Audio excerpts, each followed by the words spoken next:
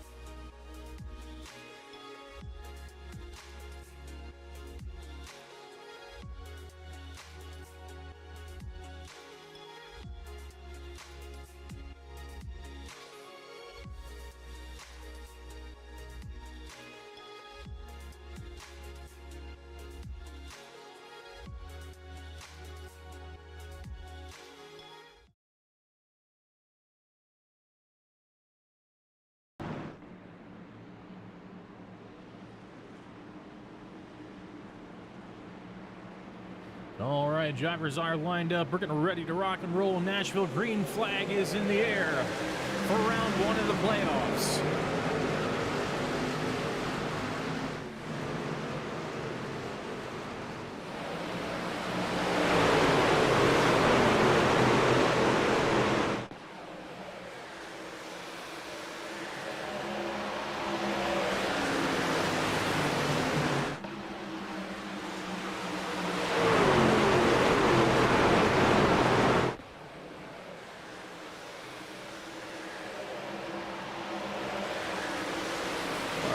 We're just getting cleaned up a little bit, but I think we got everything sorted out for now. Gary Smith out in the lead. Your points leader, Kyle Nadeau. This is one of 3 races left in the season, the first round of our playoffs. This race and the following race at Texas Motor Speedway will decide the final drivers who will contend for the championship at Homestead, Miami. So every spot is vitally important to these drivers.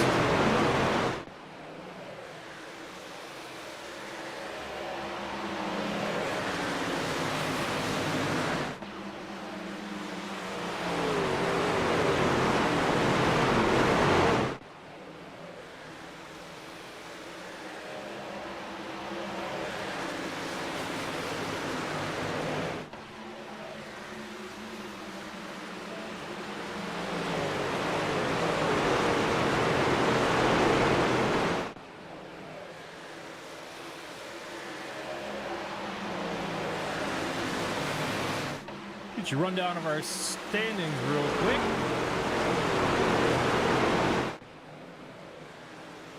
Gary Smith in his first race out in the season, hopefully looking to run the schedule next season. Out in 83, he leads the way so far, followed by Kyle Nadeau. Josh Henderson, P3, having a strong start to this race, followed by Blake Kelly. Doug Argerbright rounds out the top 5.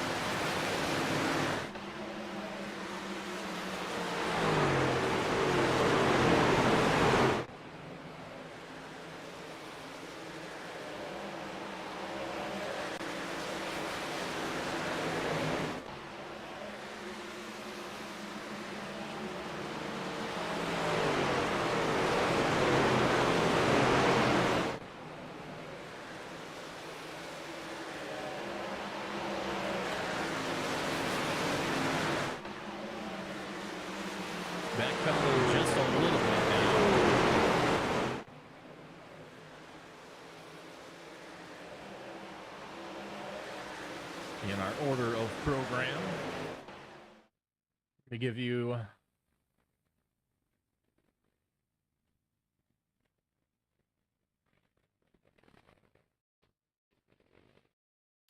a look at the current point standings for the Truck Series here in race number 11. Kyle Nadeau, of course, still out front with 405 points, followed by Crank Bell in second. Zach Miller goes up one spot after Richmond. And Jeff Dotson goes down to 4. Sean Sullivan in the 2, 5th, and Dan Jensen in the 29 rounds out that top 6 that'll be competing in the final 3 races for the championship. Just outside that, Greg Burchett in 7th, Zach Laugan in 8th, Randall Peasley in 9th, Spencer Smith in 10th, Aaron Mack with a big jump up in the last few races. He's up to 11th, and Doug Argerbright loses just a couple, but still maintains his spot in the top 12.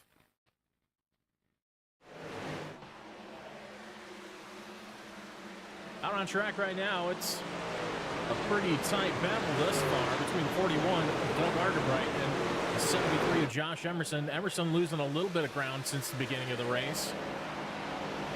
That shiny gold McDonald's machine putting on the pressure. And I'm not so sure that Josh is loving it.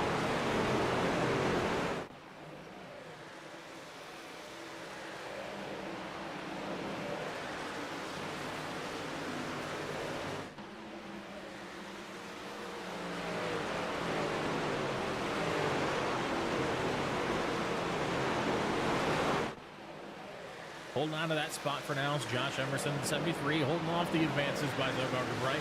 Argerbright still maintains his spot in 5th place. Looking back just a little bit farther, Aaron Mack with the new paint scheme this week. He's going to ride 6th for now. Alex Wiggins back with us yet again in the Crown Royal machine. He's riding 7th. Zach Miller, one of your championship contenders, running 8th right now.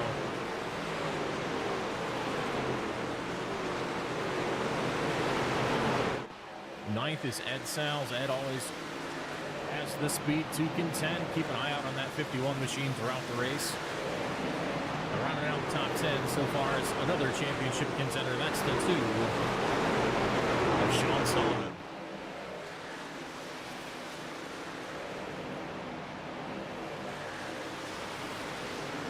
Closely followed by his teammate Zach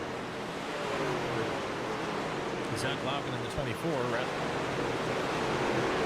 Just behind them, a whole gaggle of cars led by the 14, Crank Bell.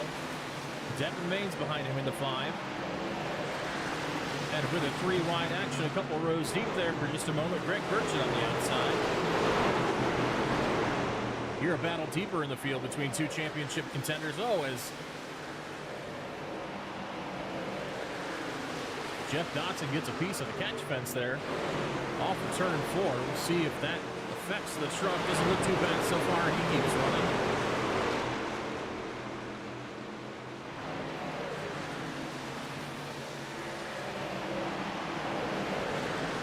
Burchett and Dotson having a battle back here. Both of these drivers in the championship 6.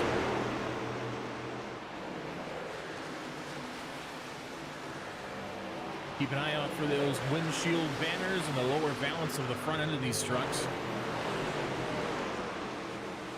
That's going to signify the drivers that are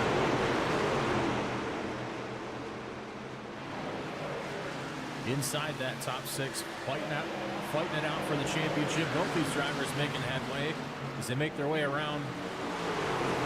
Spencer Smith in 56. With their sights set on the 2, starting to lose a little bit of ground. Sean Sullivan falls down to 15th. Soon to be in the clutches of the 3 and the 031. The shout-outs TJ Hanley there on that THD Designs Ford F-150 and the 08 just behind them.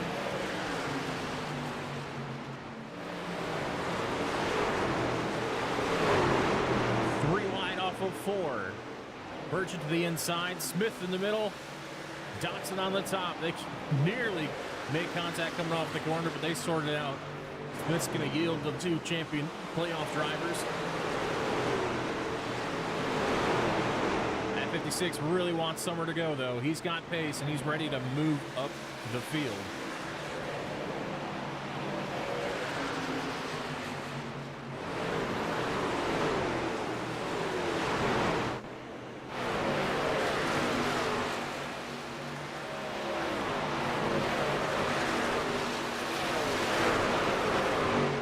Out front, still healthy lead for Gary Smith.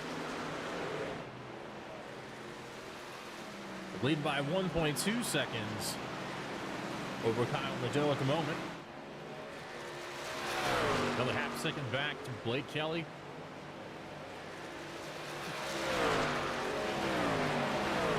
Commanding lead so far for the 83.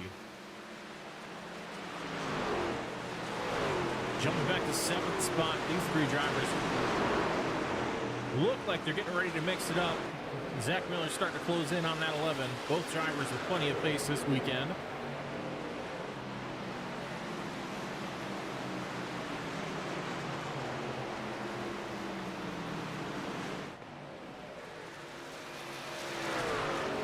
Miller all over the tire tracks of the 11, looking to make some kind of headway. Probably hoping he catches that 31 and gives himself a bit of an opportunity to fill in the gap.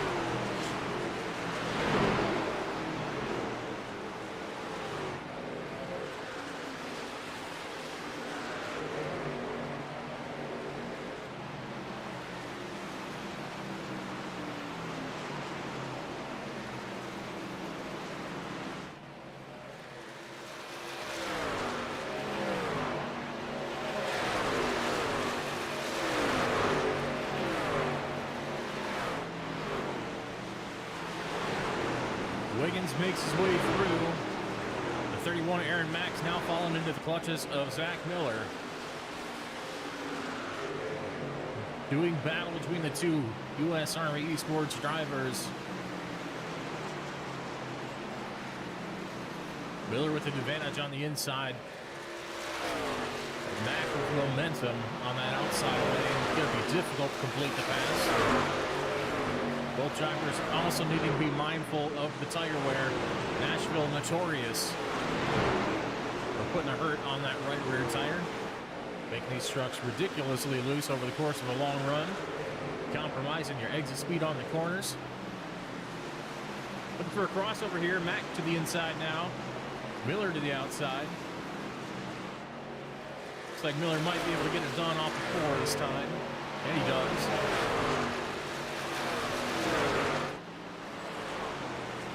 Taking a look up here at the battle for 4th.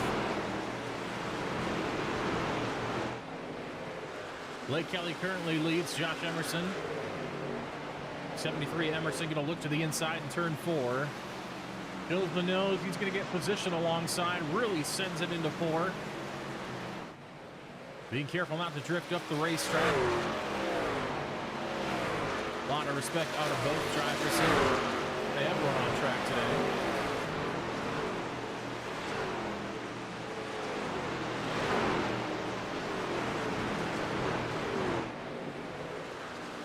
Pardon the interruption for just a moment.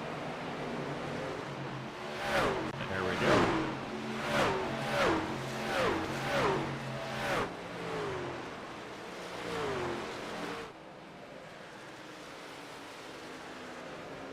Always close quarters off turn 4. Turn 4 really likes to sling you out to the wall in a hurry. If you're that car on the outside, you're already struggling for grip, having a little less rubber buildup on that middle lane than they do on the inside. You're fighting for every last ounce of grip that right rear tire can give you coming off the corners. And I'll tell you, these trucks can be a handful when that happens. Side by side once again for 3 and 4. Advantage to Emerson. Emerson's going to put a slide job on Kelly. He's going to move up to 4th position here on lap 26 at Nashville.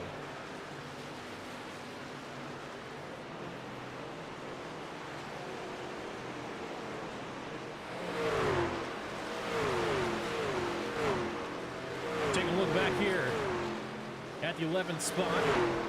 Denton Main slings it around the outside of the 24. Zach Lauga, and he's going to take that spot free and clear, no hassle whatsoever. Slide the number 5 to P11, knocking on the door of P10. Speaking of P10, that's going to be Crank Bell. He's starting to reel in Ed Sounds and Aaron Mack.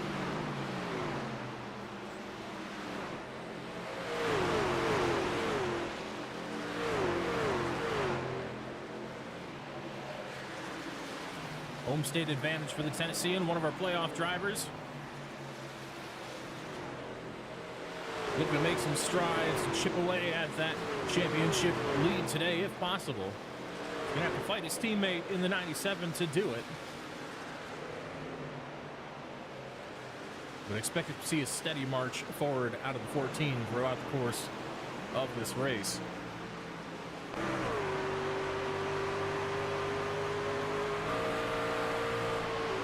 Jumping back a little bit farther, it's the battle for 18th spot. Randall Peasley, who vanishes for just a brief moment, is back now. Nick Rossi looking for that 18th position, trying to get from the 63 of Peasley, that American Legion machine.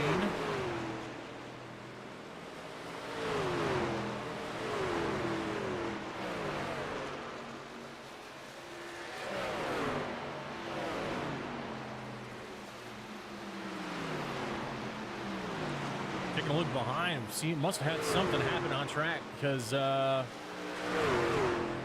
and 3 playoff contenders have fallen all the way down to the 20th and 21st positions on track.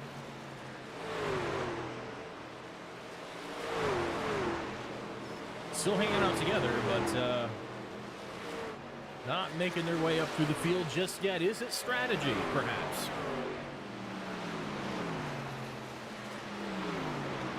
We will find out and do our best to decipher what their intentions are as we go along. The Ryan Penner in the 74 to the inside, out of the way. A little bit of a connection issue would appear. Might have to retire from the race. We'll see how that pans out. Up front, big mistakes out of the 83. That gap has gone from 1.2 seconds to just half a second within the course of the past 3 laps.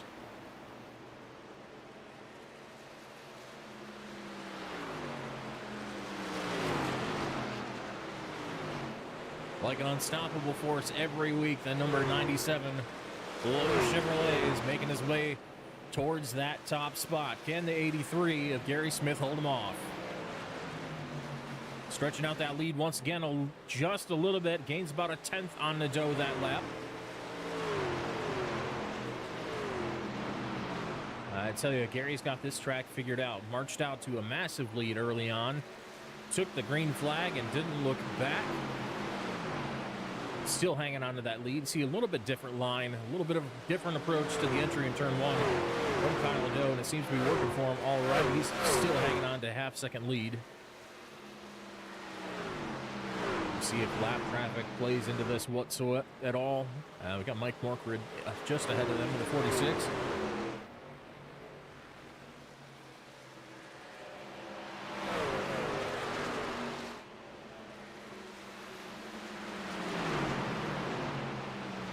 No worries, Morkrid's going to get up and out of the way of the lead battle.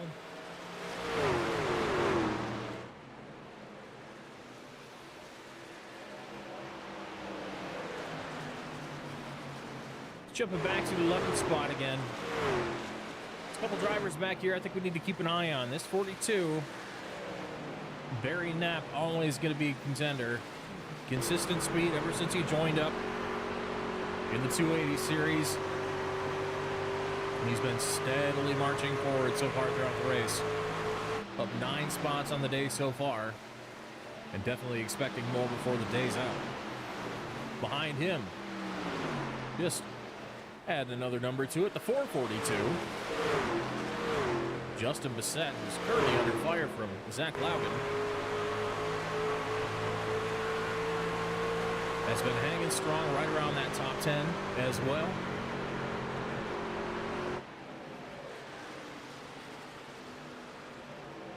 feel like I say this most weeks. Barry Knapp getting it done. Biggest mover so far of the race.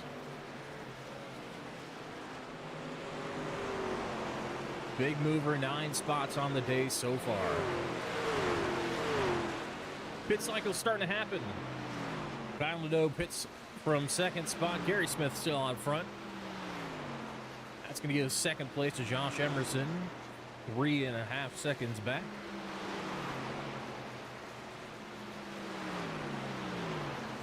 It's like a couple of the puddle jumper boys hitting pit lane as well. Nick Rossi in the pits, Zach Laugen in the pits as well. Sean Sullivan, the whole team coming in.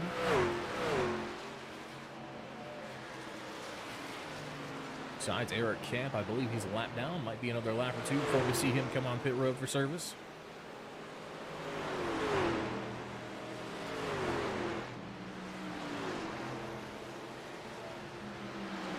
Zach Miller still creeping forward. He's working on the third place truck of Blake Kelly now.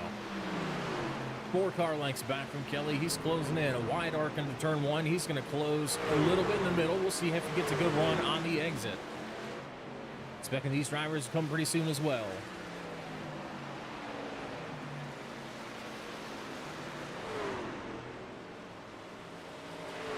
Bit of a lift there for the 7. Yep, there we go. See the 7 Blake Kelly hit pit lane. Drivers communicating this over the radio. Prevents running each other over, which is always a good thing.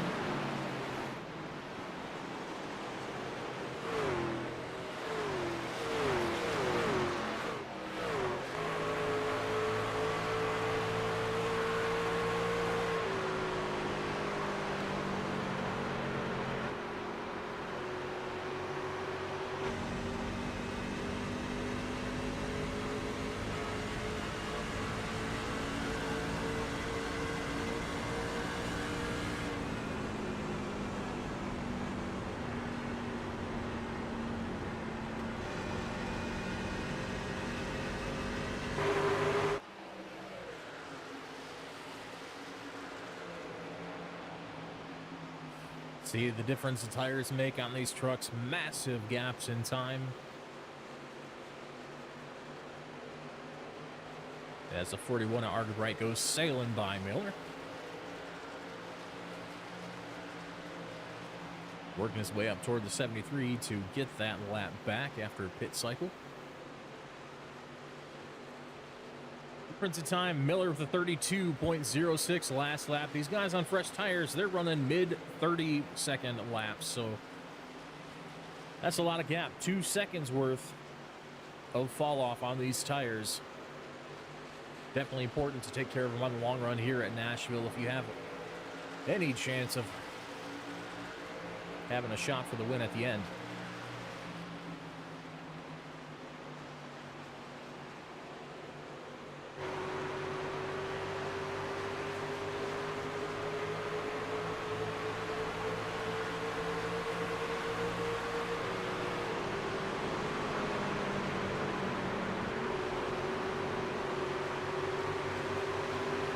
Smith maybe with a bad pit stop. You see he lost a couple spots. He's behind Doug Arterbright and Kyle Liddell. So he's lost a couple positions there, it looks like, on that pit cycle. Maybe a little bit of a bad pit stop for the 83. It's been, like we said, first time out here with the 280 Truck Series. Maybe a little rust to knock off. Might overshot that pit box just a little bit. Really easy to do, especially on the old tires here at Nashville.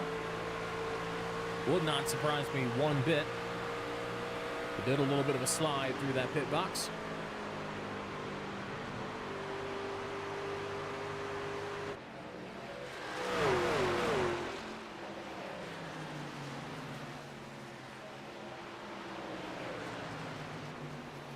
Miller on pit road, Burchett on pit road, as well as a 67 of Jay Monin. And another TH Designs Toyota Tundra. Now Aaron Mack, your leader, comes in, followed by Devin Maines. Barry Knapp follows him in as well.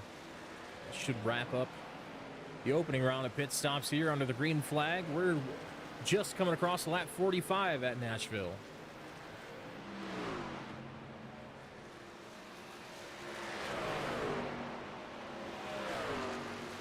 Expecting this 97 to come inherit the lead this time by, and he does. 0.8 second gap from Nadeau back to Argabright. Then Gary Smith back in third, 2.6 back from the leader. I told you it would happen, and it has already. Look at this. Crank Bell up to P5. We looked at him. He was back knocking on the door of the top 10 before the pit cycle. Now he finds himself deep in the top 10, all the way up to P5. That's 10 spots on the day so far for Crank Bell, and he is on the march. Blake Kelly, the 7, hanging out in 6 currently, followed by Ed Sals in the 51. Zach Laugen, P8 in the 24. Justin Bissett, currently running P9 in the U.S. Army Esports machine, followed by Zach Miller rounding out the top 10. Might have been a little bit of a slow stop there for Zach, or might have lost a little too much ground on those old tires, staying out on track as long as he could. But hey, I tell you what that's going to do. The longer we go in this race, he's going to have the opportunity to pit later and later, and he's going to shorten that final run to the checkered. And assuming we don't get any cautions, he will have some of the freshest tires in the field if he can stretch that last green flag run longer than everyone else. That, of course, depending on the drivers around him, what the rest of the field does. Clean so far, but I'm never going to say that there won't be a caution toward the end of the race.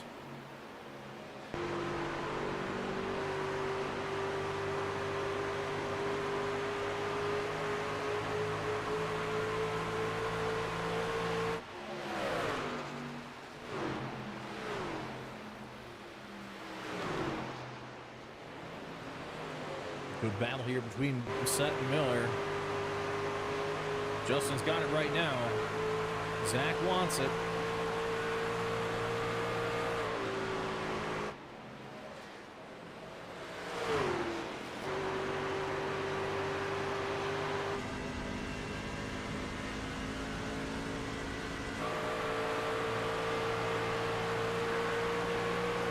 Look off the rear deck lid of that 442.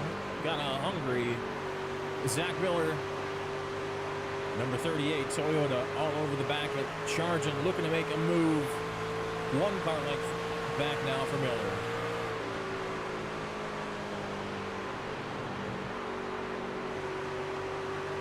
Miller with a little bit bigger lift there, charges the middle of the corner, rolls it a little better. He's going to get a major run coming off the corner.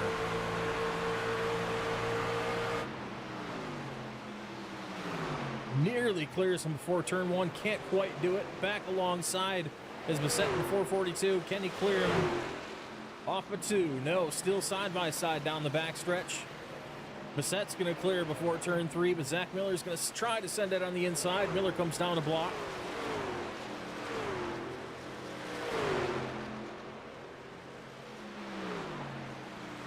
Nose to the inside again for Miller. Drawing alongside, they're dead even into 1 now.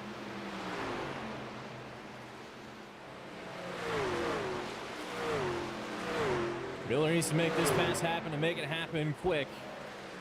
The longer he spends side by side, leaning on those right side tires, the less he's going to have for later on in this run. So he needs to make it happen now. Still not quite there. Nose to the inside.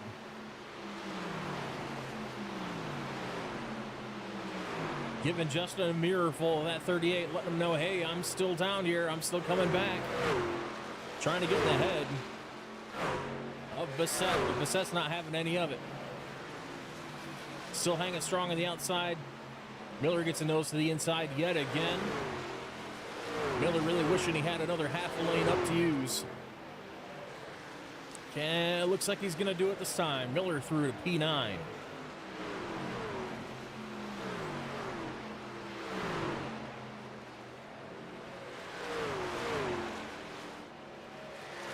Things starting to heat up front.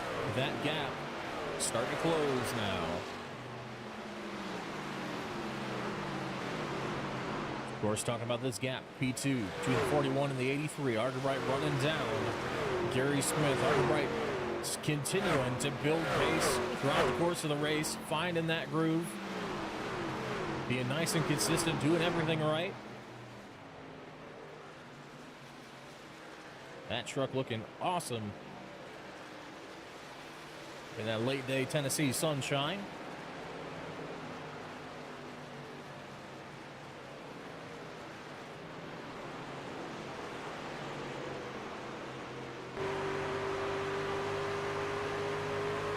.3 seconds, just about 5 to 6 car lengths the gap between these two. Arterbright's continuing to chip away.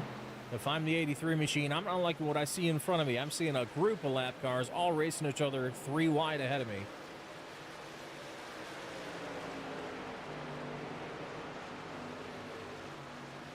Not all lap cars, of course. That'd be the leader.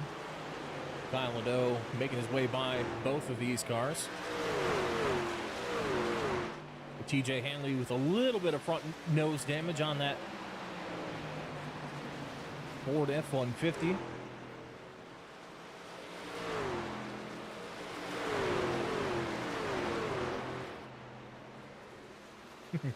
He's going to use those fresh tires while he's got them, trying desperately to unlap himself, get back by Nadeau, but I'm not sure how much that aerodynamic damage is going to let him do that. He is giving it everything that truck has, though. It's just a little bit of the catch fence there off of 2.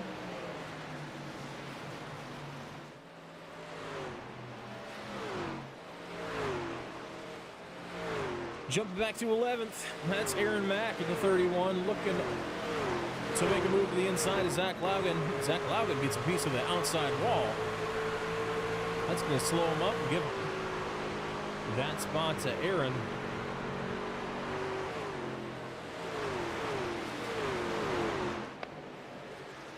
Now that battle behind is going to close up as well. Now going to be under fire from Devin Maines in the 5.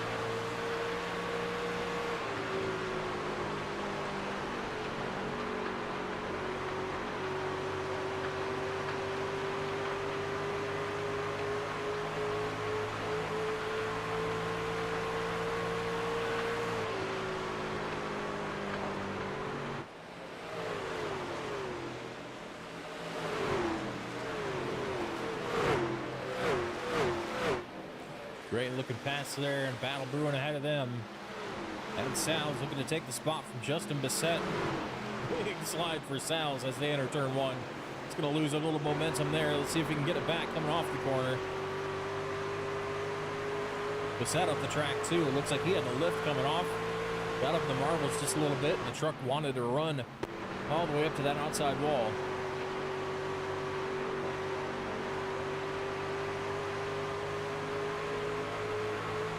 A big slide from Sal's allowed that number 5 and Devin Maines to just rocket on by. Absolutely nothing to be done for it. Devin Maines is making moves. He's back in the top 10 and hard charging forward in the 5 as he makes a move on Justin Bissett for 9th spot.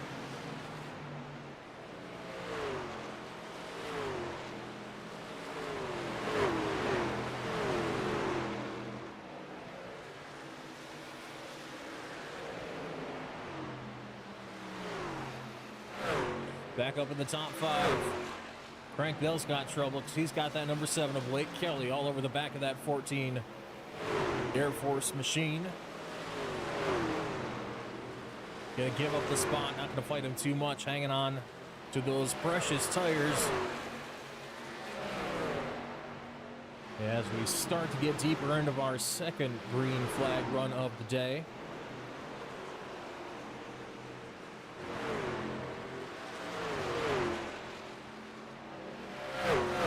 Still good gains on the day so far for Frank Bell, doing what he needs to. Every run, he's gaining a couple of spots. Still up 9 spots from his starting position as he sits now in 6th.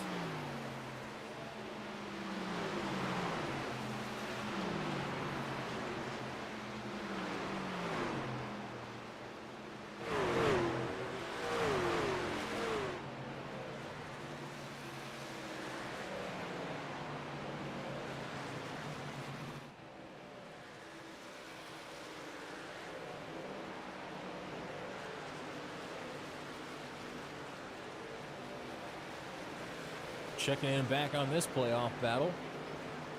And Sean Sullivan and Greg Burchett. Saw Sean closing in just a little bit on Burchett, but he lost a little bit of ground that lap. Really looks like that 2 is just not handling very well. Looks very understeering. Might have some kind of issue going on there. Be interested to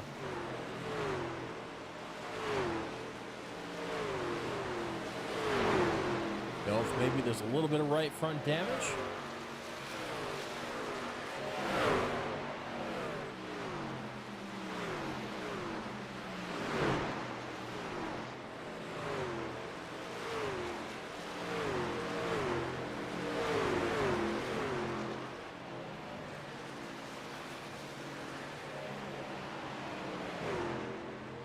Jumping back up here, the charge continues. Devin Maines, Aaron Mack side by side.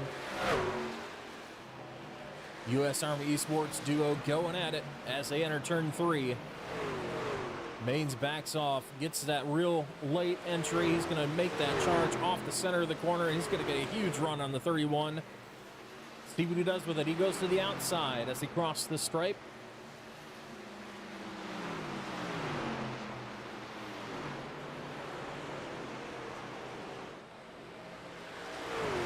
Didn't happen that time. Just looking for the right place to shoot the gap. He's going to go to the inside again on 3. We'll see if he can make it stick this time. That 31 has got that truck rolling on the outside. It's going to be hard to complete that pass. Although as it stands, a 5 could hold him up there and maybe make lap traffic a bit of an issue for him. And he does just a little bit. He squeezes him just enough to get the pass completed, but the 31's not done yet. Aaron Mack to the inside. He's looking to cross over the 5. Enough momentum there. The 5 gets that roll off the high side. He's going to clear him as they go down into 3 and 4 yet again.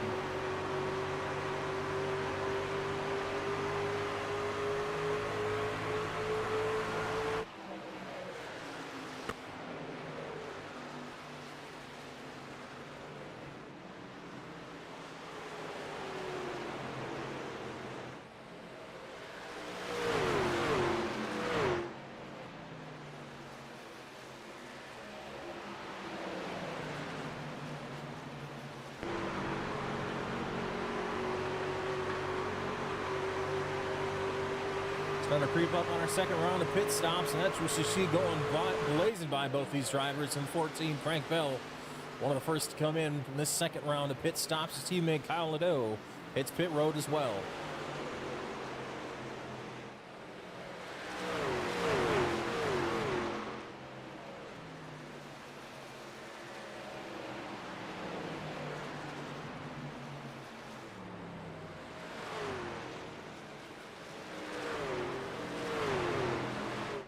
Gary Smith, Zach Miller both in. That's going to hand over the controls to Doug Argabright in the 41 for the time being.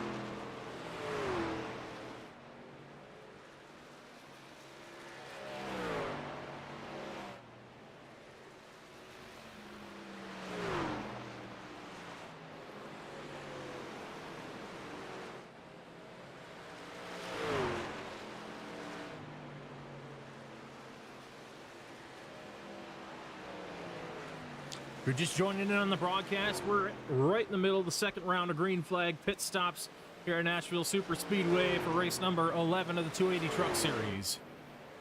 This is the first race of the 3-race playoffs.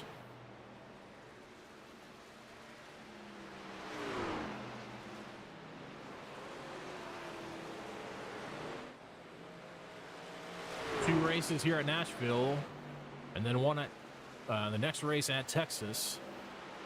Those two races will decide who gets to compete at Homestead, Miami for the championship round and decide our inaugural champion here for the 280 Truck Series.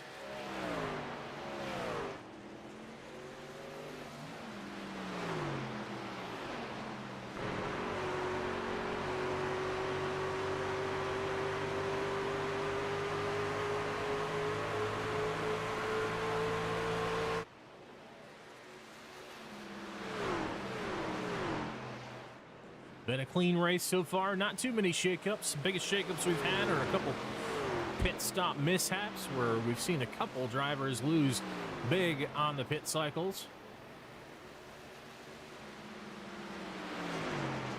A couple drivers may be misplaying their hand as far as how long they stay out on track after the leaders pit, because these tires are worth 2 full seconds here at Nashville Super Speedway.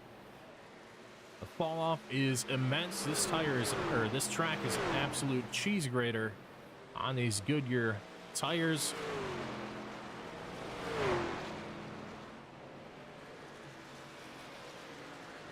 And Doug Argerbright hits pit lane. He decides he wants some fresh rubber on that 41 machine. He comes down for service here on lap number 77.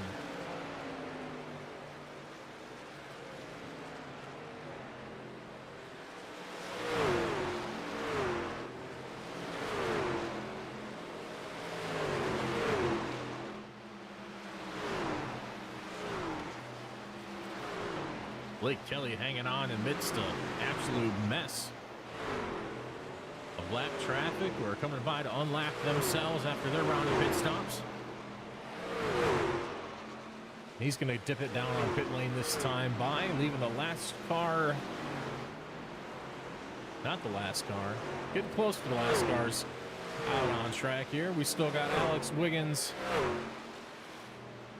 to come in. Expect him next time by. We got Devin Maines, Aaron Mack, Barry Knapp, and let's see, Zach Laugen and TJ Hanley all need to come in for service yet this run. Nearly a bit of contact there, almost runs over Randall Peasley on the entry to pit lane. Bit of a lockup, hopefully he didn't speed on the entry. Number 5, he's been hard charging all day. He's made up a lot more ground. It's Devin Maines out front for the time being. This not for position.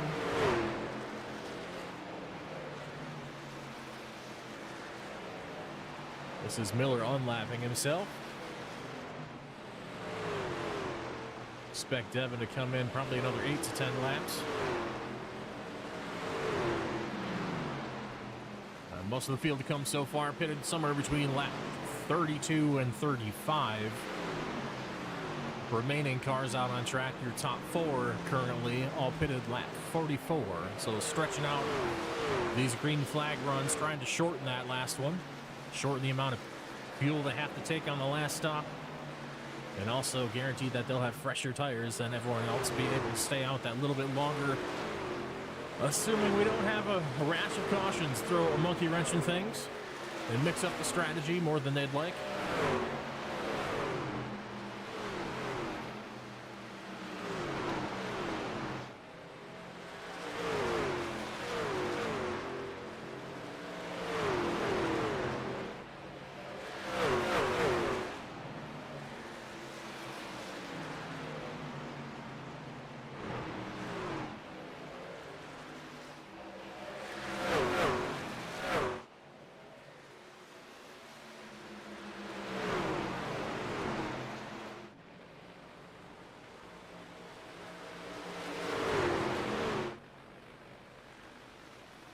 Kyle Nadeau puts TJ Hanley in the rearview mirror. Hanley has not pit yet.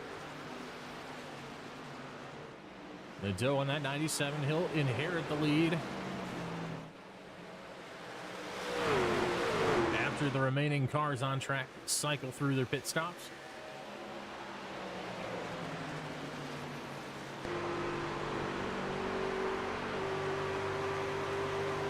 Looking for Gary Smith in 83. Gary's probably going to end up behind Nadeau after the cycle's out, followed by Doug Arterbright. And Frank Bell, expect him to be back right around that 5th spot once the cycle's through. 2 cars left out on track. Sorry, 3 cars on track yet to pit.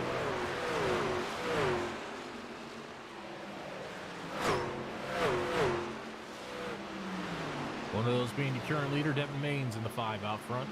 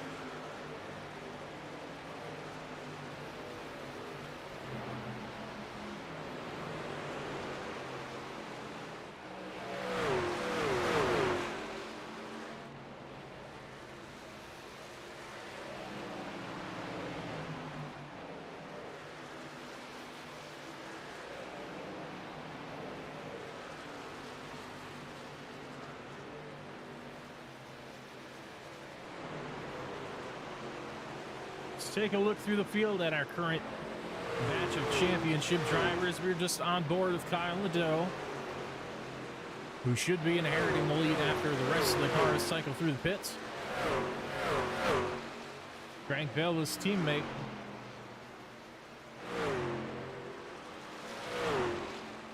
running right up there in 7th spot currently. Expect that to be a 4th or 5th spot after the cycle. Having a heck of a day, making gains every single green flag run and making every bit of ground up that he can. Maximizing the speed in that number 14. Zach Miller, your 3rd place in points. He's currently 9th on track. He'll be knocking on the door of the top 5 once everything cycles out.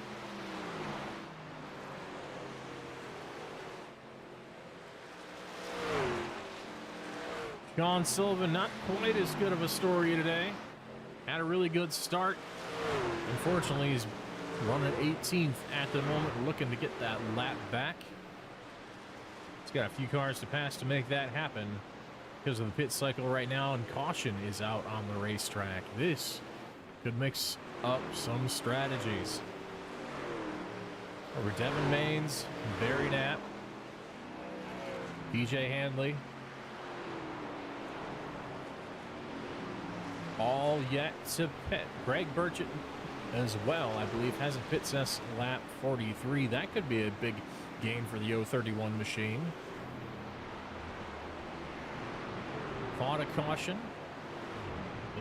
They're going to get to come in for pit service without losing too much ground on track and have the freshest tires in the field to boot.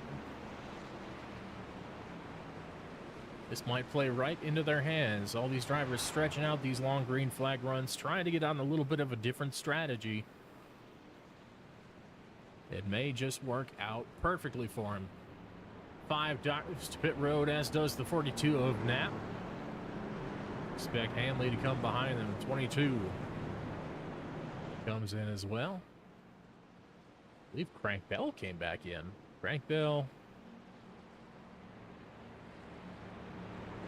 maybe mixing up his strategy call a little bit. I believe he pit around the same time as his teammate did. He's going to come in for service yet again.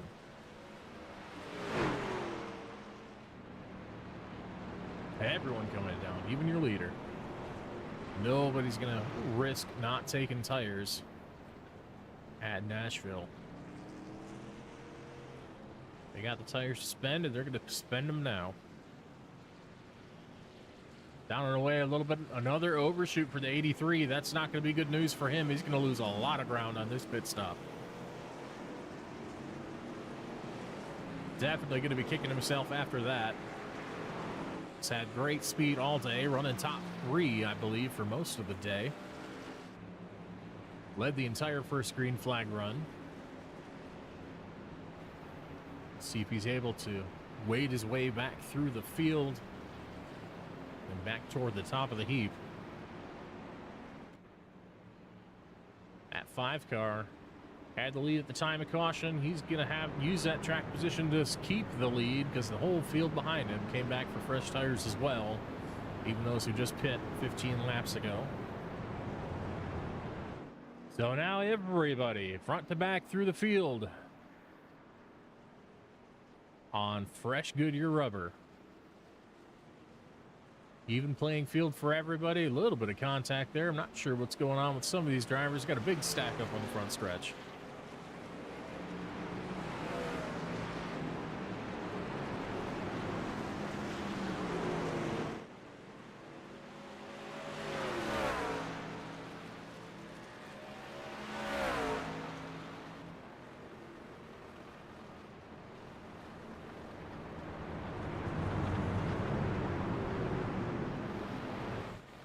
Sunset is upon us, but the heat's still getting turned up. We've lit the wick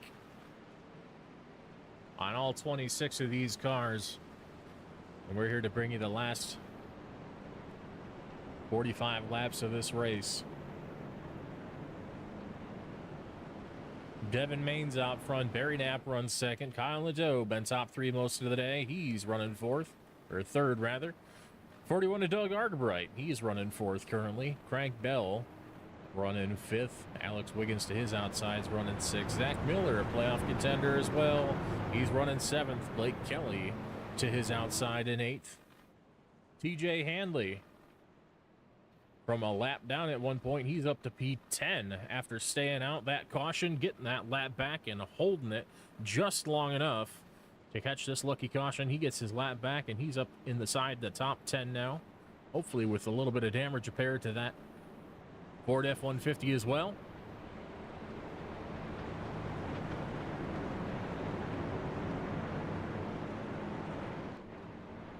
And of course, under caution, we've got to go ahead and plug our sponsor for this race, of course.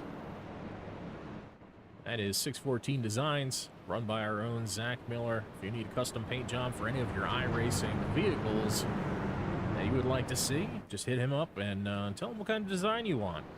We'll go over his rates, and if you want to find some of his work, you can check him out at 6.1.4_designs on Instagram or on tradingpaints.com under Zach D. Miller. So that's 614 Designs. If you want your car to look good on track, you'll find Zach Miller, and he'll get you taken care of. All right, lights are off on the pace truck. Coming around through 3 and 4 now. Expect that truck to pull off the racetrack. We're going to get ready to rock and roll once again here in Music City. Devin Main's going to lead him to the flag on that inside line. Barry Knapp to his outside in the 42. Green flag in the air. Good launch for Mains. 2 car length gap early. Side by side for second is Barry Knapp and Kyle Nadeau. Nadeau to the inside. Draws right alongside with the 41 of Doug Argabright all over the back of the 97. He's looking to make a move, getting that 97 loose off the corner. Took off all the air from the 97. Nadeau hangs on to it, though. Argabright's still running third. Bell behind him in the fourth, and it's side-by-side for fifth between Alex Wiggins and Barry Knapp. Top to the bottom, he's going to try to undercut his teammate. Here comes Craig Bell pushing that 41 on the inside. Caution waves again here on lap 94. Not good news in the back. We got one of our playoff contenders, Greg Burchett, involved. We'll bring you a replay in just a moment. Trying to decipher what happened as we got going on this restart. Pretty tidy up front, a little bit of zigzagging here and there, but not too much trouble. But really not the same story in the back of the pack. Already see trouble. We're going to go ahead and rewind this just a little bit more to get you a better look at what happened And looks like we need to go a little bit farther up the field because that definitely did not start with Greg Burchett.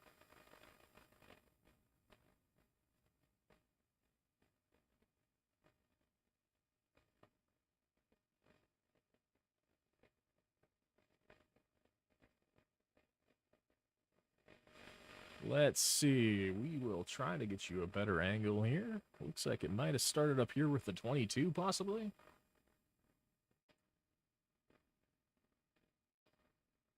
No, it didn't. Looking up on the top line. Let's see what happens here. Maybe might have been just getting loose. It looks like the 51 Ed Sal's up high. Might have gotten the marbles. If you happen to notice quite a bit of debris up there toward the top of the racetrack, definitely taking a chance getting up there where that 83 is. Let's see if we had any contact here. It didn't look like it. It just looked like the 51 broke loose. Right there. See the slide beginning. Just gets loose. Can't quite hang on to it there. Might have got a little bit of into a little bit of that debris. Not too much though.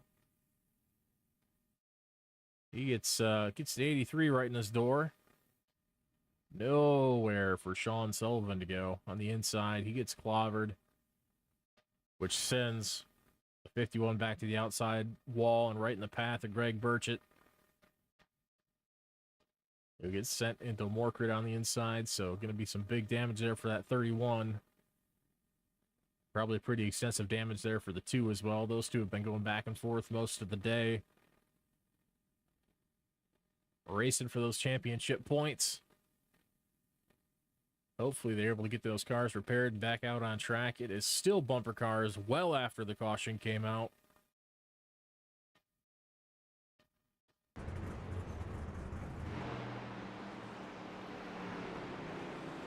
Looks like just a matter of no rear grip for that 51 through turn 1.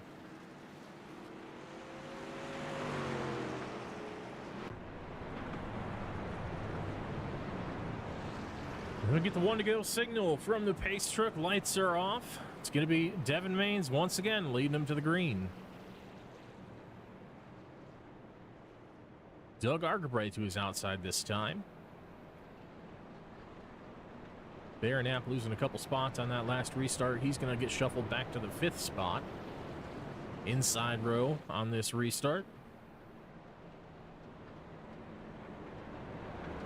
Bell and Nadeau going to share that 2nd row. They're inverted this time. It's going to be Nadeau to the outside, Bell to the inside. We'll see what they're able to do with roles reversed.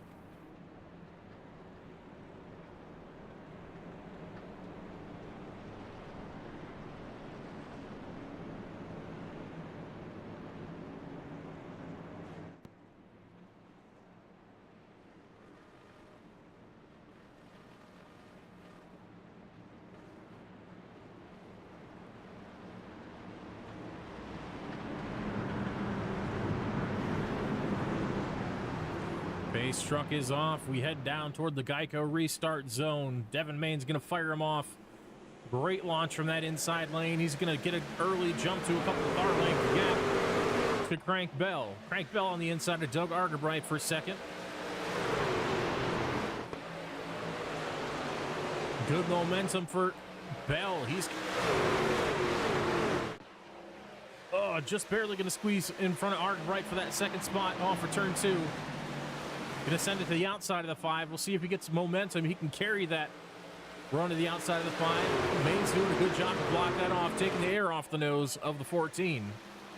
Caution flags out again. Lap 99. 5 laps later, we are under caution again.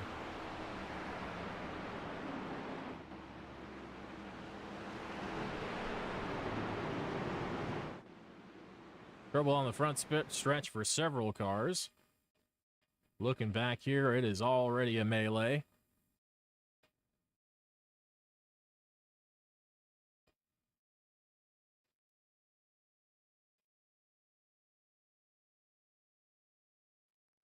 All right, riding high above the racetrack. Let's go ahead and see if we can't figure out what happened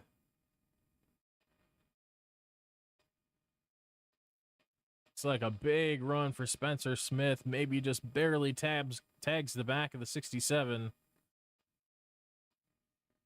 No, starts down with the 83 on the bottom. Gets loose, overcorrects back to the right. Car just snaps hard to the right.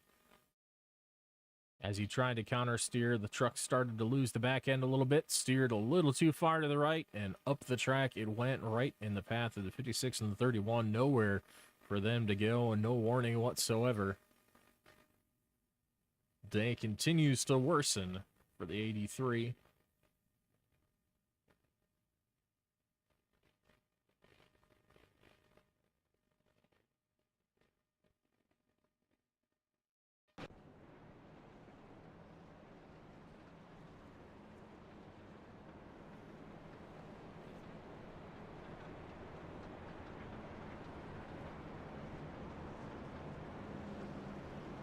With the 35 laps to go in 11 on Tennessee.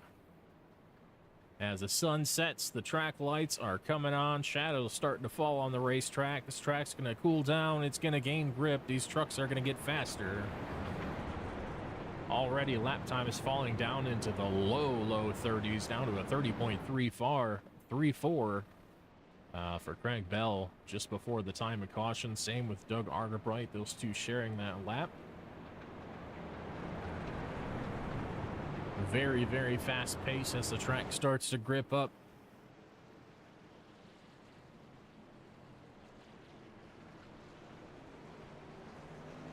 We'll see if that might extend the life of these tires just a little bit as well over the course of the run.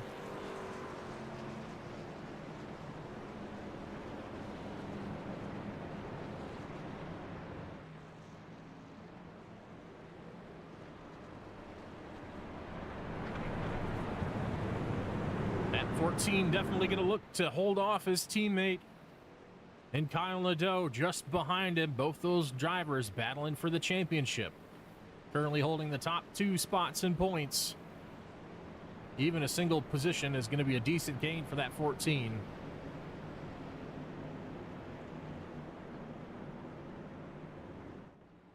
You'd hate to wish misfortune on your teammate, but this is the championship we're talking about. We'll see how many spots he can put between him and the 97, but I guarantee Kyle is going to make it really difficult.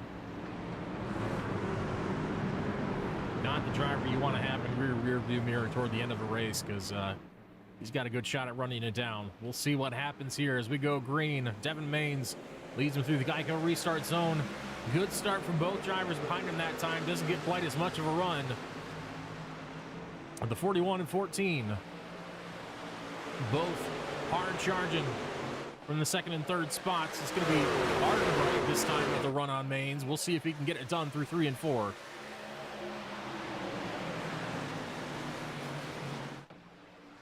Deep to the inside, painting that yellow line down on the apron.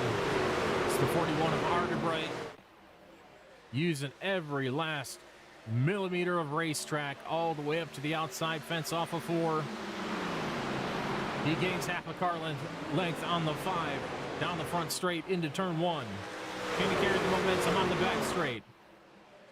All over the bumper of the 5. Will he show the nose into 3?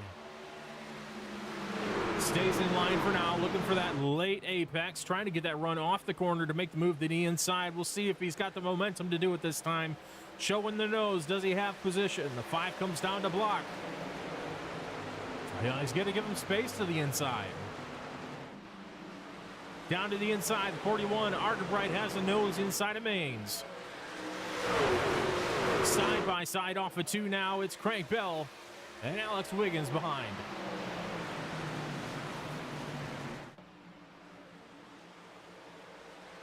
Splitting the difference between the two is Craig Bell behind. He's trying to choose a lane, figuring out which driver is going to end up coming out on top of this battle. So far, looking like Arterbright. He's got a half car length advantage going into 1, and he clears Devin Maines for the lead.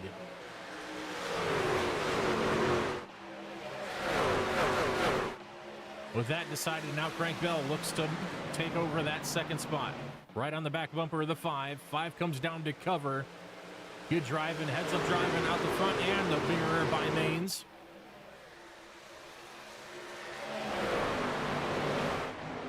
Maine's looking to get a nose to the outside. He's going to take a late entry into one. We'll see if he can get a run coming off of 2.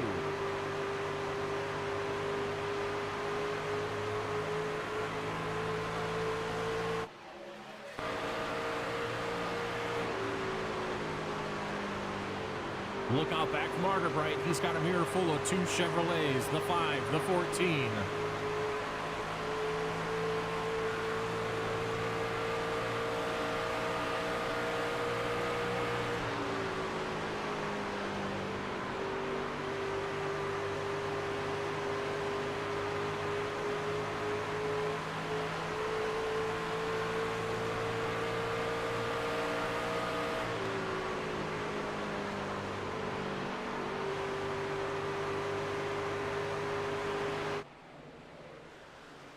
Single file now, 1st to 10th. Arterbright leads the way right now. He's starting to put a gap on the 5 and the 14, and Maines and Bell behind. Bell still can't find a way around the 5. 5 doing a lot of mirror driving right now, killing every run that 14 has had so far.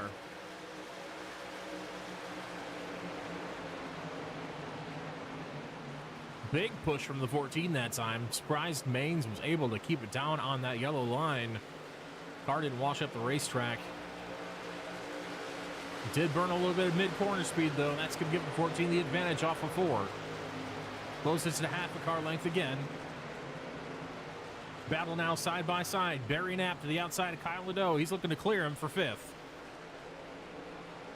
And that he does. Bad news for Nadeau, though, because here comes the 7. With Blake Kelly right by him, too. He follows him through.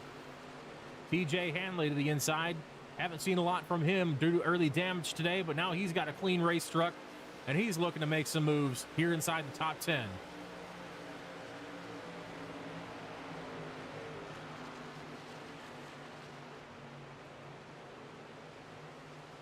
Close battle from battles all the way through 1st to 10th right now.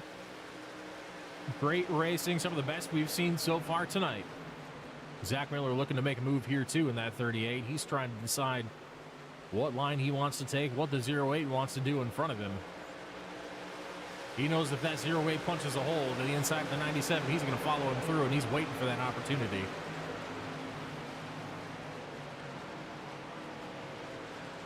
Still less than 0.2 of a second, just 0.1 of a second now out front. Gap between Arterbright and Maines.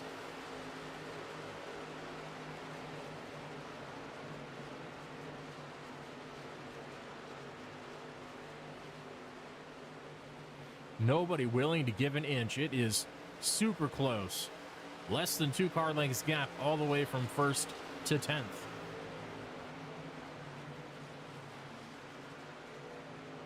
Blake Kelly looking to make some moves. Look at that number 7 coming up through the field. All over the back of Barry Knapp. Barry Knapp's gotten a mirror full of that Sugarland Shine number 7 machine. Kyle Nadeau finally able to shake TJ Kelly for that 7th spot. He's setting his sights on the 7 of Blake Kelly now. Down across the start-finish line. Closing in on 20 to go.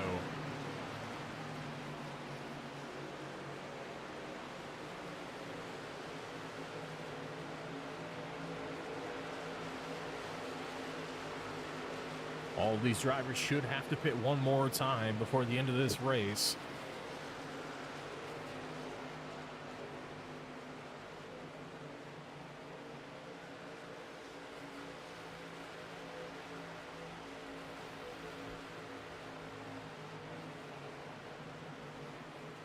Most trucks coming somewhere around lap 89 to 90 for the last pit service.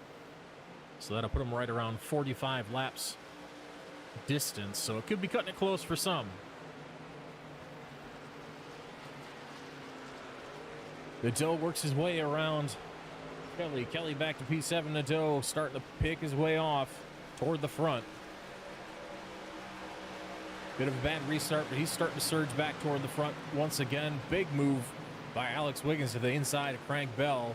Bell was looking for that outside lane on the 5, but he got taken advantage of in the process. Close side drafting from the 11, trying to drag the 14 back to him. He's going to keep that spot for now. Devin Maines just trying to keep everyone in his rearview mirror, managing that race from second spot.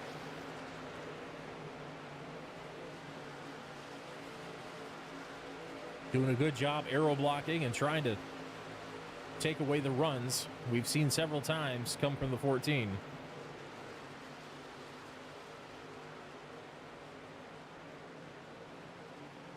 Side by side now. That's what Maines wants to see in his rearview mirror. Side by side, the 11, the 14. Alex Wiggins to the inside. Crank Bell, the 14 to the outside. Wiggins can't quite clear off the corner. The 14 is going to pull back alongside off of 4. Just inside 20 laps to go. Down to 18 to go now. Turning into a hot night under the lights.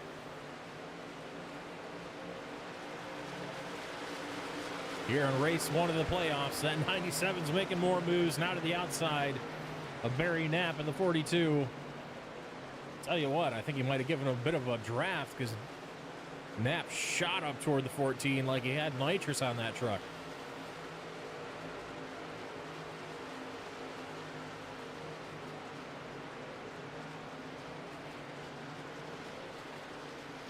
Games of cat and mouse happening all through the top 5. Every attack you make on the car in front also opens you up to the car behind you. We've seen several times where that's happened, resulting in Alex Wiggins being able to pass Crank Bell just a moment ago and looking like it might happen for the 42 of Knapp right now. He was trying to go on the inside of Bell, and he ended up losing a little momentum. Now it's going to be the 97 of Kyle Nadeau to the outside. This isn't what Crank Bell wants to see either. He wants to put as many spots between him and that 97 as possible. Look at the big push from the 7. He says, quit messing around, guys. I got places to be. He shoves the 97 past the 42, and he follows him right through. That's going to be Blake Kelly up to P6 now. I don't know when this turned into, well, I guess it's always been Nashville Super Speedway, hasn't it? Maybe that's why they call it a Super Speedway, because we're seeing a little bit of drafting going on here. Definitely had a major role in that pass. Unfortunately, Barry Knapp, with no help, he continues to free fall through the top 10.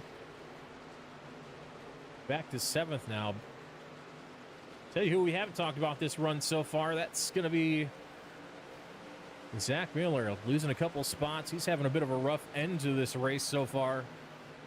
Maybe catch another lucky caution and get him bunched up with this group. He's starting to run that 42 down just a little bit, but that restart just wasn't the best for him. Currently sitting 2 spots behind his starting position of 6th place. So he's looking to break even, hopefully, this race, if he can put a couple more cars behind him in the closing laps. Out front, still Argabright by 4/10. But I tell you what, that's not much, especially as the run goes on. One small wiggle will kill your momentum for close to 2 laps, honestly. That would be all. One small wiggle out of that 41 would be all it takes for that 5 to catch him. You see Maines trying to roll that real late entry through the corners, trying to conserve those tires. You look at what a big run he got there. Probably closed a good car length off of 4 that time. Unfortunately, going to compromise the entry into 1 and 2, thanks to the lap car just to his outside. That shallow entry going to hurt him just a little bit.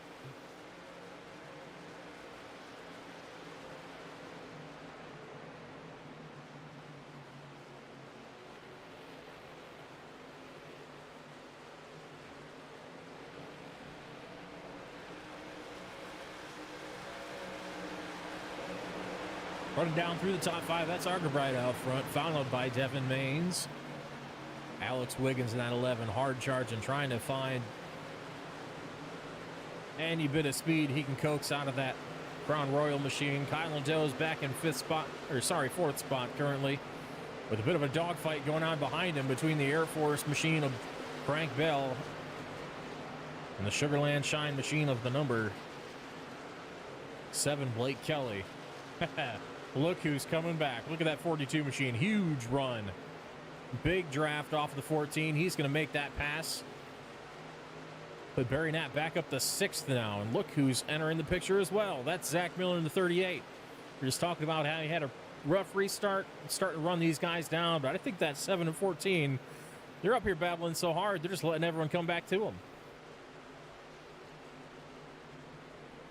Maybe battling a little too hard too soon. Burning the right rear off those trucks. We'll have to see if they have anything left for the later laps of this run. We're 10 to go here at Nashville. Lap 126. Continuing back, like we said, Craig Bell, followed by Zach Miller in 8th. 9th is Justin Bissett in the 442. Rounding out the top 10 is Zach Laugen, that number 24, Coast Guard Chevrolet. Good mention back here, Jake Monin.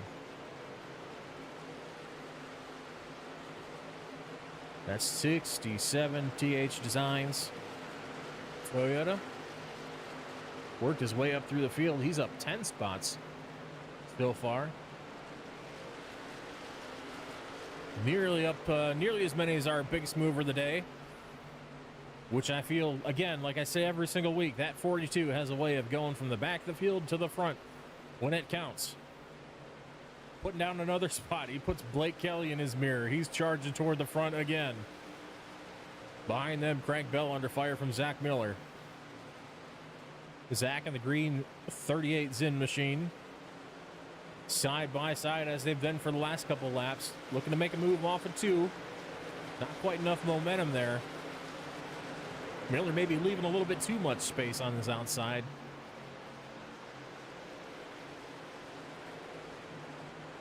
Ooh, a little bit of a lift there for the 14. That's going to give Miller the spot. Looks like the front end is starting to fade. On the Silverado, Crank Bell.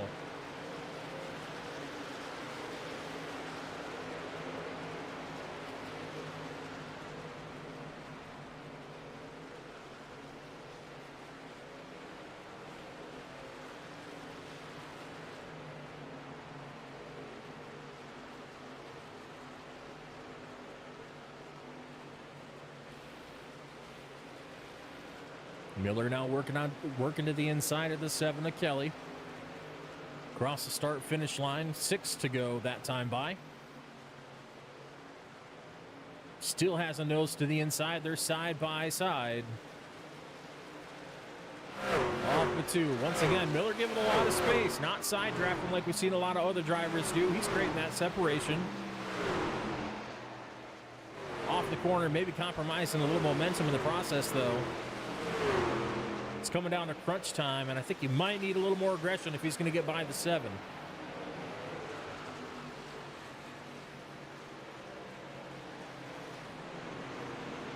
Back up front, Doug Arterbright still leads Devin Maines. Devin Maines looking for all he can get. Just stuck at that 4/10 gap behind the leader. Unable to really close. He closes into maybe 3.5 tenths, but then he'll lose it on exit. Trying to looking for little nuggets of speed here and there. Just to make any kind of ground he can. Arterbright has a bit of a knack for saving tires on tracks like this. It's always done well on these rougher surfaces. Picks up a little more ground for the 41 there. Now up to half a second lead.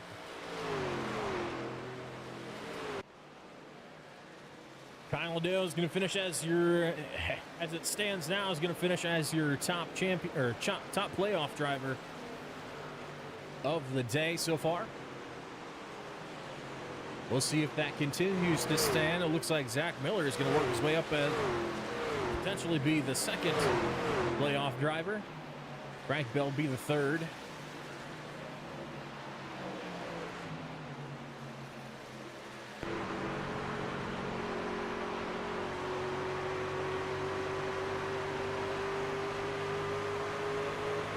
Fortunately, Dotson having a bit of an unfortunate mid-race. He's down in 17th currently. Came into this race 4th in the standings. Sean Sullivan also having a similarly dismal day. at Nashville. Not the result they were looking for in the opening round of the playoffs, but definitely more chances before they're quite out of it as the 38-7 lean on each other. Zach Miller starting to turn into a pinball, and now he's fighting to hold off Crank Bell here on the last lap of the race. Can he hold him off? Closest battle on track right here for that 7th spot.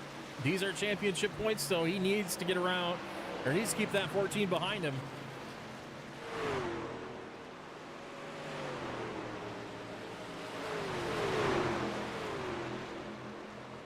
Miller's going to hold that spot. Man of the day, though, Doug Argerbright in that 41. Bringing it home on top. Devin Maines finishes P2. Kyle Nadeau, P3. Barry Knapp with a huge resurgence in the latter parts of that run. Worked his way all the way up, even past Alex Wiggins. He's going to finish P4. Great run by the 42. Up 16 spots today. Outstanding drive from Barry. Blake Kelly brings it home P6. Zach Miller P7, just barely holding off Crank Bell on the last lap. Zach Laugen P9. Justin Bissett brings it home 10th. Sean Sullivan 11th. Jay Monin 12th. TJ Hanley 13th. Randall Peasley 14th. Good run for Randall today. Aaron Mack started out strong today. Unfortunately, got mired in traffic and an accident or two and ends up 15th on the day. Nick Rousey in that 22. He's going to finish 16th. Jeff Dotson, one of your playoff contenders, down in 17th. Eric Camp in the 9. He's going to finish 18th. Greg Burchett, another playoff driver, down in 19th position. Big hit for the 031 today. Gary Smith started out leading that whole first run, had great speed, but got mired back in traffic thanks to a couple pit stop issues and getting real loose during the middle of one of the restarts. And he's going to finish 20th. Spencer Smith involved in a late wreck. He's going to finish 21st. Mike Morkrid, 22nd. Ed Sowles, 23rd. Brendan Odell, 24th. Ryan Penner, 25th. And Josh Emerson in the 73. He's going to bring it home 26th. And that rounds out our standings from Nashville Super Speedway.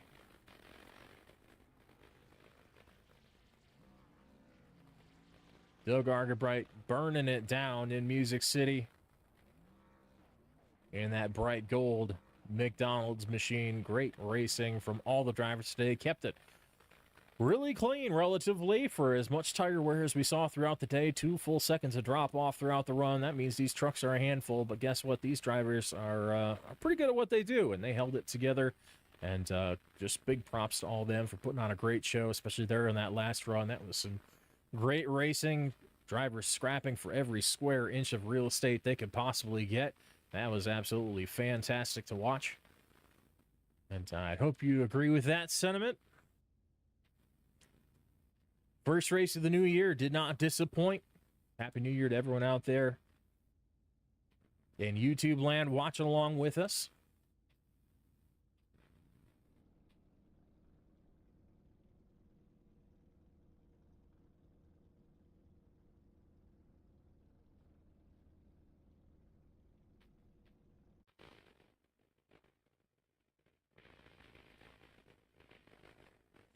All right, we're going to try to get our winners in here, or our lead finishers, our top 3, put together here for an interview. Bear with us for just a moment.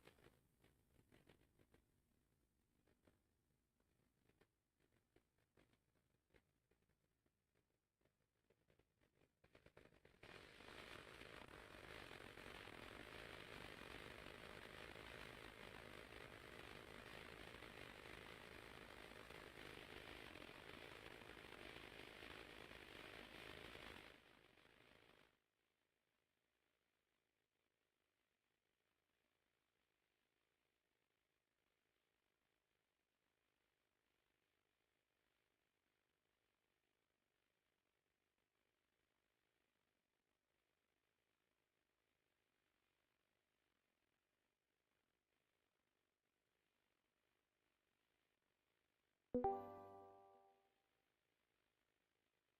right, I think we got I think we got our audio sorted out. Doug, how are you doing, sir? Big win there in that gold McDonald's machine, looking mighty good under the lights and throughout the sunset. Knew you'd be a contender here at the end of the day. You always seem to be really good at these tire conservation tracks. Any of these rough, gritty surfaces, you always seem to find your way to the top toward the end, and you did exactly that today here in Nashville. Take us through your day. I guess how were you able to hold on? We saw Devin hard charge it at the end there. Just wasn't able to find the last scrap he needed to get up to you. He kept a pretty good distance there, right around a half a second for pretty much that entire last run, which was impressive. So take us through your last run and your race overall. Did you have a particular strategy in mind? How'd that late caution pay out for you? We saw that definitely put a wrench in a lot of the strategies throughout the field. But yeah, congratulations, and take us through your day a little bit. All right, thank you. So, as far as the last run, it was when the first caution came out. It was like, okay, this is marginal. If we can make it on fuel, you'd have to save. And then the couple consequential cautions that came out, I'm like, okay, cool. I started in second. I'm like, I knew if I could get either into the lead or in third, so I could start right behind. Devin was always picking the inside, just because starting in first, you wouldn't go anywhere. You'd spin your tires. Starting in second, the gear was so low, you just wouldn't go, even trying to react split second. And then that's when I was like, okay, I'm in third. I'm just gonna hard charge. I'm gonna kill my tires a little bit. Trying to get around first, but then I know I can control the pace. And I was saving for a little while, and then I saw him starting to creep back up in the mirror. I'm like, okay, I gotta go a little bit. And luckily, I had enough to stay in front and take it home. But yeah, that caution definitely threw a wrench, and I feel like it was a big benefit because I feel like Nadu and Smith were definitely faster than me, especially on the first run. So that's why on the second pit stop, I'm like, let me just try something different. If I'm just gonna sit here in third all day, and then the caution kind of changed everything else also. So it was just kind of all around day. I feel like I'm good at tire conservation, like you said, but never really graded at where low banking, tight turns like this. So I'm glad I was able to find a line that worked out and help me stay in front. Yeah, great drive overall. It was really good to see such a consistent performance, and he didn't crack under pressure at the end, and he saved just enough tire. I could definitely see. I saw the 5 opening up the entry into turn 1 and turn 4, just trying to get that little bit of a run to close off the on the exits, and he got a little bit, but I think he just spent so much tire with mid corner having to do those late exits that it kind of fell apart in the last 5 to 10 laps, and. But great drive overall. I mean, it was honestly, I thought it was Devin's race to win at the end, but you guys, I think it was you and Crank Bell, I think, to your outside, got a really good launch on that last restart, a lot better than the previous couple. So I saw you definitely held him a lot closer that time and were able to, like you said, press the tires just for a couple laps and make that move, and definitely paid off for you there. Yeah, it was definitely a little bit touch and go. I knew it was going to be a long run. So, like I said, I knew it was like I need to get in front, but I don't want to completely burn my tires getting in front. So I'm happy I was able to do it relatively quickly, and um, it was all really respectful, keeping space and everything. There was no like chopping or anything like that, which was really really nice. Even though my car is gold, it is not the playoff yellow. I still had the space that the playoff drivers were getting, so that was really nice. So shout out to them for racing hard, but not pushing so hard that contact happens and it's a whole mess. Yeah, definitely good, respectful driving by pretty much everyone today. It was really, really good to watch. A couple mishaps, of course, as happens with racing, but overall, a great event and a really fun last stint there in the race to watch you guys duke it out. Because I mean, everyone for probably a good solid 20 laps was only separated by like maybe 2.5 car lengths at the most. So like one little slip up, and everyone was just on top of each other. So that was really good to watch. But yeah, you came out top of the heap. Got that really good shiny gold McDonald's machine out front. That was really cool to watch in the sunset. Just saying, looked really nice out there. So good job on that paint. Thanks. Worked very hard on that little shiny. But yeah, I'll go ahead and let you go for the night. Congrats on cracking off a win the first round of the playoffs. And we wish you luck next week in Texas, I believe we're at. Yes, I believe it's Texas. Yeah. All That'll be right. fun. Everything's bigger in Texas. Maybe he can make it 2 in a row. Yeah, let's see if I can. It'd be funny if I don't make the playoffs because I wasn't able to make some of the races earlier this season. Then I went out. That's kind of my goal now. Hey, it's all right. Just show him Playoff why you should have been in there in the first place. Exactly. All right, thanks, Doug. We'll let you go for the Oh. night. I'll give you the floor for a minute. If you want to shout out anybody, go right ahead, and we'll start wrapping it up for the evening. As always, shout out you for commentating on this all the time. Shout out Zach for putting together the league, and shout out my fiance for always putting up whenever I tell her about racing. She's like, "Cool, that's nice," and she has no idea what's going on. Yeah, and also big shout out to Alex Wiggins because we were in Discord and kind of talking strategy together, and he was the one that first found out 34 would be a 3 stop, and then we just kind of deviated from there. But he was doing a lot of like crew chief stuff while also out on the tracks. That was really helpful. So shout out him too. He's a big part of being able to um, keep up front. He was a really good rear gunner also on that last run, keeping me abreast of stuff happened in my mirror so I could keep out front, to keep my eyes out front. Love to see it. Good teamwork happening all throughout the field today, and that was just one great example of it. So, congrats on the win again, and Happy New Year, of course. We'll go ahead and let you go for the evening. All right, thank you. Happy New Year. Hope to talk to you again next week. All right, that was Doug Arkwright. We're going to go ahead and bring in your P2 finisher, Devin Maines. Devin, welcome to the booth. Finished P2, had a lot of speed in that last run, caught a good caution that kept you out front, but just didn't have that last nugget of pace that you needed to get back to the 41. And he take us through that last run. Got a pretty good restart there. Not quite as big of a gap on the initial launch. Was that a little bit of tire spin? What'd you have going on there before that last run? Okay, so that last restart, I think I waited a little bit. I was watching them in my mirror. I think it was Crank was on my outside. I was watching them. Crank rolled early. I was trying to get him to jump, and he did. So I went late, but whoever was behind me timed it perfect, so I wasn't able to get away. Yeah, that last run, I knew throughout the race going through that I was better than most on the long run. So my thought was kind of let Doug go and then ride around, save as much as I could for a last push there, about 10, 15 to go. But he was doing the same thing, so it didn't work out. We were running identical lap times. So about 10 to go, I start searching, trying to just find a line that could gain anything, and nothing could work out. Yeah, that first caution, the strategy me and a couple other guys were on. I saw everyone was pitting early, like there wasn't gonna be a caution, but I didn't trust it. So I was like, I'm gonna run it dry. And then the moment I decide, all right, I got to pit now, the caution come out, which was perfect. Which put me in position to even have a chance to fight for it. So, but yeah, at the end there, just didn't have enough to get to him. We were running identical lap times. Yeah, definitely can't be too disappointed with that effort, though. I mean, you were did exactly what you had to do. I think executed as well as you honestly could have for the most part there. But it's definitely good to watch you seeing little gains made and kind of playing games of cat and mouse of how much tire you wanted to use versus.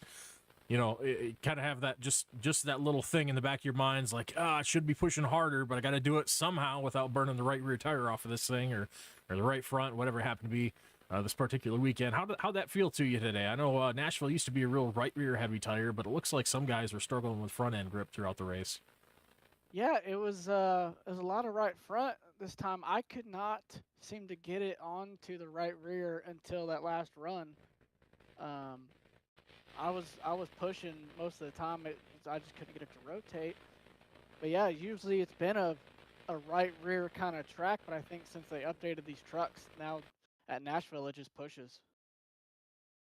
Yeah, I had to wonder about that a little bit. We mentioned as the sun went down the track, it probably grip up and maybe help that front end just a little bit. And I think that might have made a little bit of a difference because we saw some different pace out of guys than we'd seen the whole day. So that might have changed to benefit of different driving styles toward the last run. But it was kind of cool to see that dynamic play out through the last through that transition from sunset to darkness.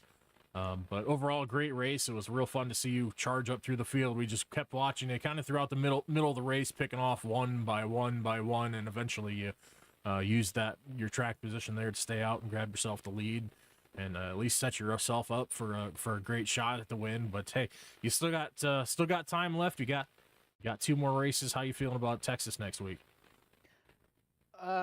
Is it Legacy or is it regular current Texas? If it's current Texas, I'm super excited. I know everybody dogs on Texas. I love Texas, especially in the truck. So I'm feeling pretty good about next week. Good to hear. I like the confidence. I'm pretty sure it's current Texas, if I'm not mistaken. Looking at, go ahead and look back at the schedule real quick just to try to verify that. Yeah, I do believe it is current Texas. So yeah, I should be feeling pretty good about that. And I definitely like the optimism. Good to hear that running into the last couple races of the season.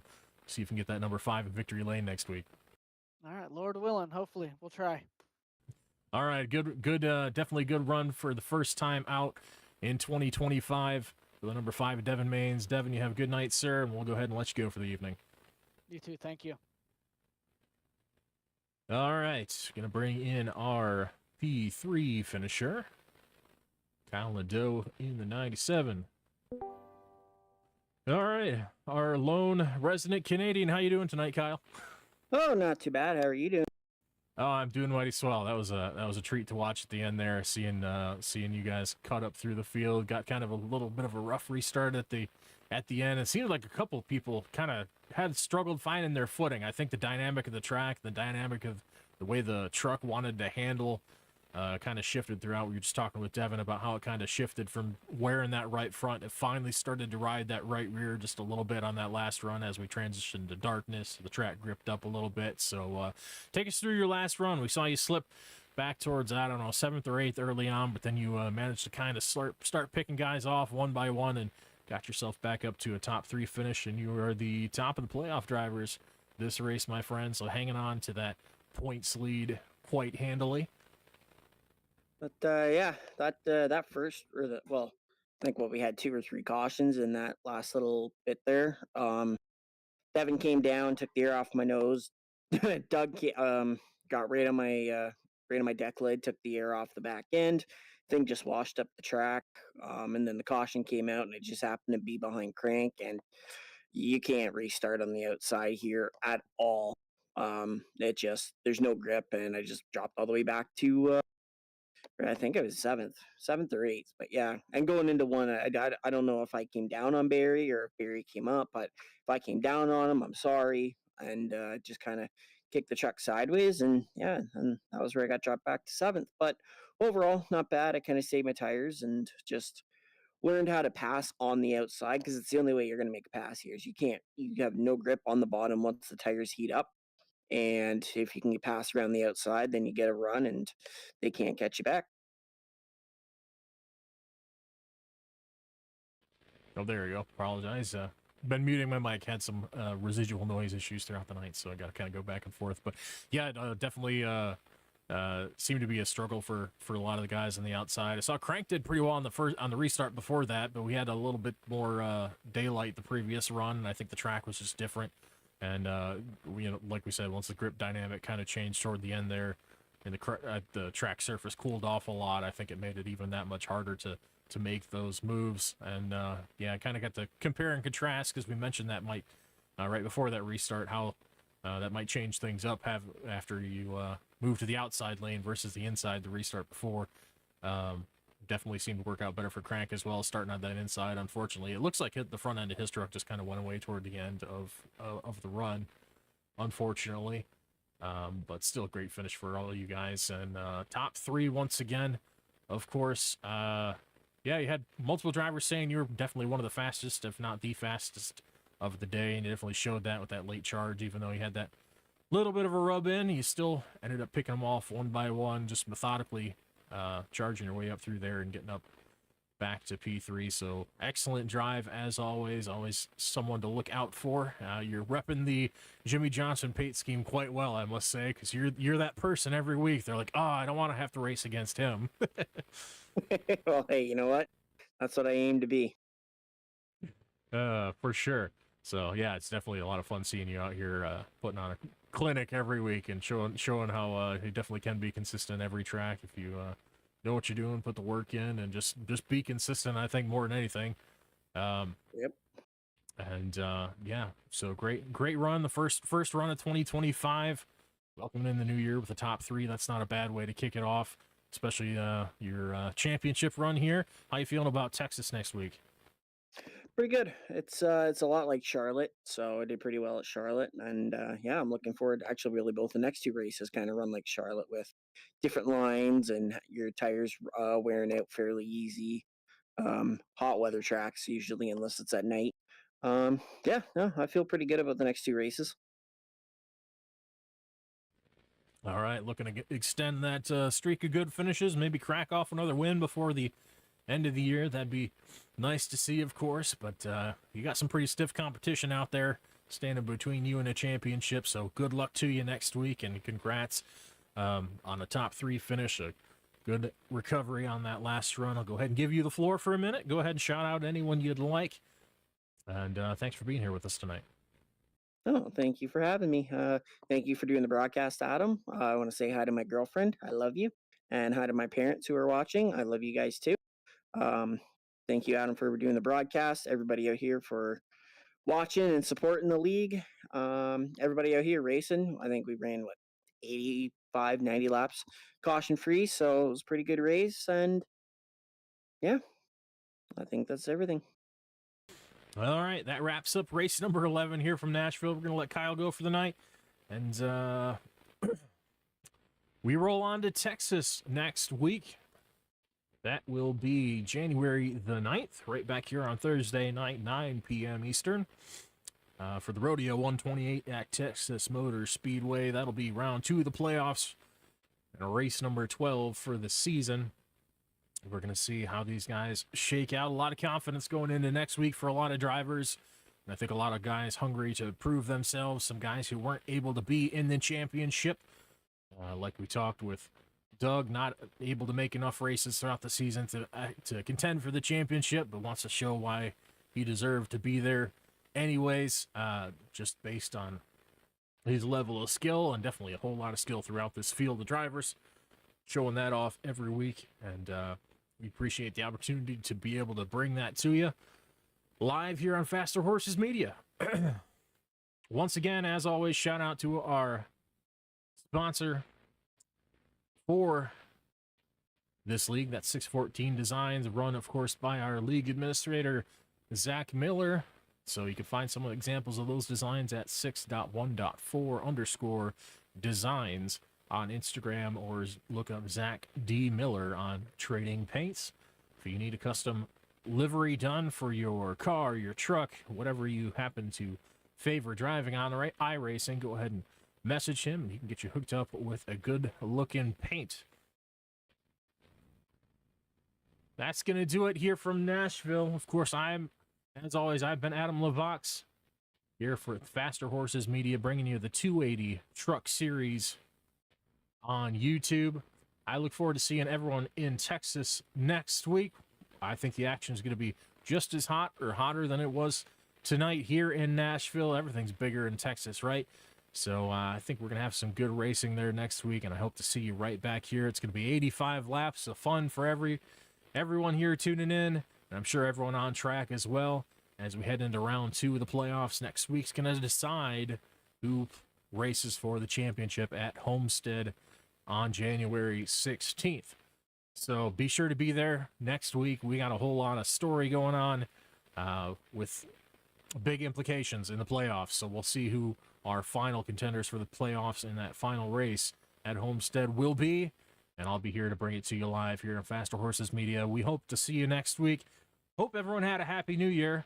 And we'll let you go. Have a good night. We'll see you next time.